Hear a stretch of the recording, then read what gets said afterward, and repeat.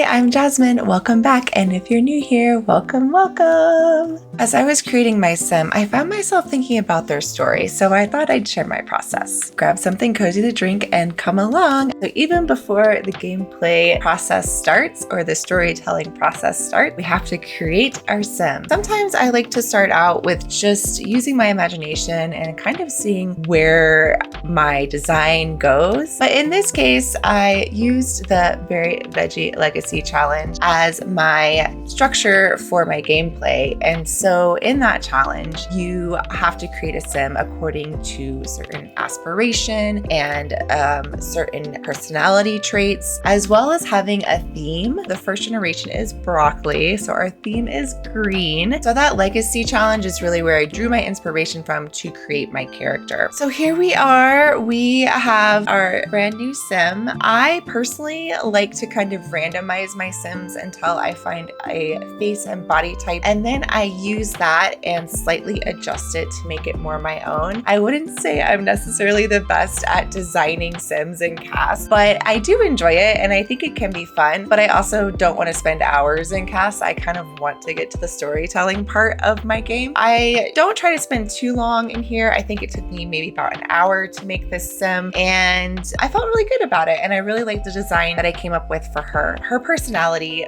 for the Very Veggie Challenge is more of an artsy type, and so I wanted her to have an artsy kind of persona, a little bit of an artsy vibe. I went through so many different hairstyles. As you can see, I also do enjoy getting custom content. I enjoy having a little bit in my game. I'm definitely not up there with some of you all who have tons and tons of CC, but I do have a little bit of a smattering here and there. Honestly, I like to supplement my game with a little bit of CC just because if I'm playing a certain storyline or have a certain goal in mind, sometimes it's nice to be able to play that out a little bit more realistically. And so I also love custom content hair because you can make it all these fabulous colors. I kept going back and forth between a few different designs, specifically this one. I loved kind of the short, messy kind of look. It kind of reminded me of an artist, but ultimately I was drawn toward longer hair. I really liked the space buns. I thought that was like a super fun look. It took me forever. I think probably hair is like one of the longest things it takes me to decide upon. Here's what I ended up with my little space buns on top. She's super cute. And then yeah, just selecting her personality. So she's creative, she's an art lover, and she's also high maintenance. Thinking about the high maintenance trait, I also wanted her to feel really kind of like put together and cute because I feel like that would be sort of a high maintenance trait, but to also have that artsy flair because she is an art lover and she is creative. Her aspiration is Lady of the Knits, which I actually end up changing later because there is an alternate version that you can do, like the esteemed entrepreneur aspiration. That kind of fit a little bit better with my story. In addition to giving her the traits and the aspiration, I also personally like to go in and select different preferences. So you'll see here that I'm selecting, conversation topics and fashion. I think she'd probably be outdoorsy, hipster, and kind of boho all together, but very well put together. And,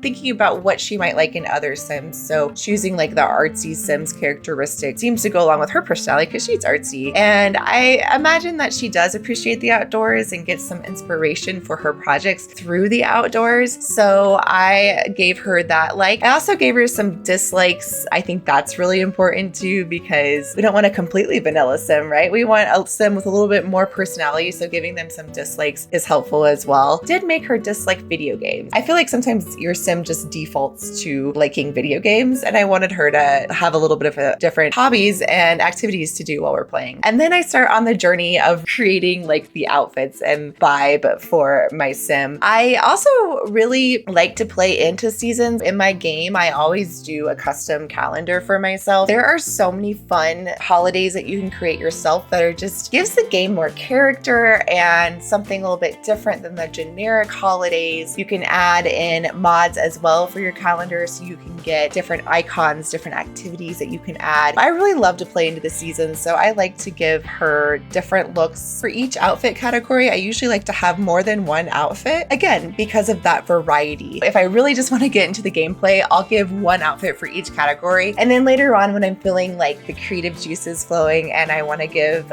more variety to my sim, I'll go back in and edit them and give them more outfits or maybe change their outfits. Sometimes I find myself playing with the same sim in the same outfit for a very long time and it just gets boring. Just changing up those little aesthetics are so key to the game. Actually, in fact, I should show you all this. I also play with reshade and have a specific filter that I use. You can see like here in the before and after what that color scheme looks like with just the normal base game. But then when you add reshade in, how much brighter and warmer and more aesthetic and pleasing it feels. So I really love that. It makes it feel vibey, and like enjoyable to be in that environment. If you enjoyed this video, you should definitely check out my previous video where I actually talk through my gameplay process and what's going on in my brain when I play. I am figuring out her everyday wear, and this is hard, y'all. I went through lots of different options, but ultimately I wanted, again, to make her feel artsy, to give her a little bit of style. So in a legacy challenge or any sort of let's play challenge, you usually already have goals and skills that you're supposed to master. That makes it a little bit easier for you to kind of guide where your sim interests are going to be, what they're going to enjoy doing. But even if you don't have that, I think it's so important to always give your sim a hobby. It just really helps you understand who they are and what they're doing when I'm not actively controlling them. And it gives them kind of a little narrative that I can use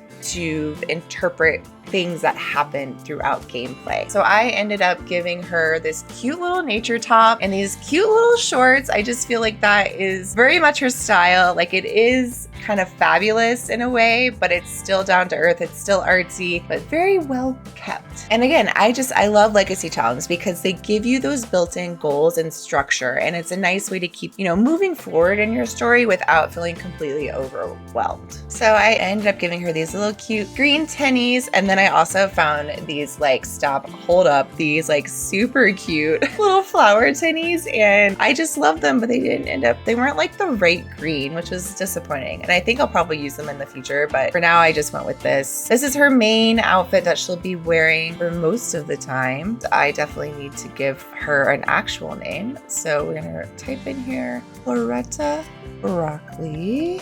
I think it's super fun to kind of play on names, and I don't really take naming my Sims like that seriously. So having the last name Broccoli is totally fine with me. Whatever your play style is, definitely stick to that. We're on to formal. I don't know. I had a hard time. I feel like this one was really the best fit for her. It has the leaves and the swirls of gold through it and really just is beautiful, but also artsy. So it fits our little Floretta. And I realized as I was doing this, I totally forgot to put some makeup on. I do tend to use some CC for makeup. I'm not a huge fan of the BA makeup.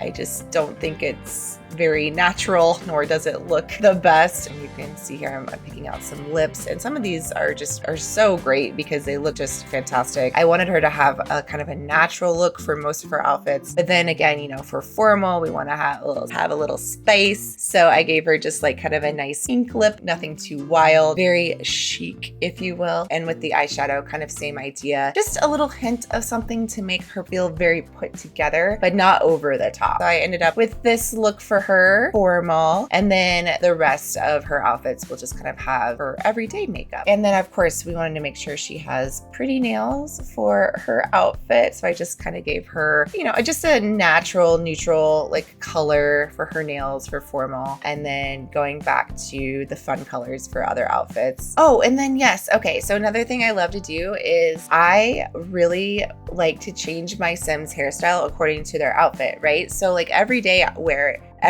hair is not going to be the same as your formal hairstyle. So I usually will try to match their hairstyles, but change them up. So this is me trying to find a good fit for this, like because she kind of has some bangs with her space buns, but then I couldn't figure out how to like make her hair look like it's down, but still has bangs. So I ended up with this one, and you can see me going back and forth here to kind of see if it looks natural. And I decided it was probably the best fit I'm gonna find. You know, same with the athletic. So I put her hair in a ponytail for athletic, but it's long and she's got the bangs again. You'd be surprised at how hard it is to find matching bang styles in the EA hairstyles.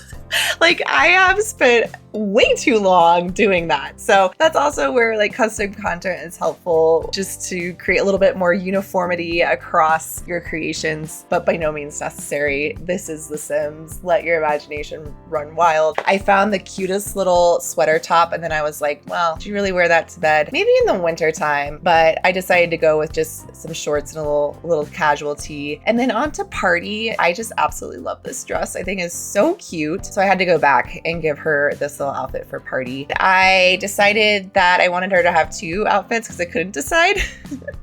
And so I came across this super cute skirt and this little white top, and I was like, girl, this is her going out attire right here. Oh yeah. And these little shoes, so cute. And then on to swimwear. So she had these really funky sunglasses, but I liked the sunglasses idea. So I gave her some nice dark shades. I wanted to just give her something fun. So I used this different top from Island Living. I don't use it as often, and I thought it would just kind of be fun to try out. I tried multiple different bottoms and really couldn't find something I truly liked. So I went with these just basic black ones, and I thought that looked pretty nice. And then you'll see I have actually two different versions of my swimwear, one with sunglasses and one without. I just like the idea of you can decide if she's wearing sunglasses or not. For hot weather, where I couldn't get over these cute little shorts, but I had to figure out how to use them. Interestingly enough, it is really hard to find a top that matches these. I also gave her two different little outfits for hot weather. So she's got this one, just gave her some little cute Birkenstocks to go with that. So something kind of casual, but a little bit more elevated. And then I gave her kind of these torn, ripped jean shorts that's like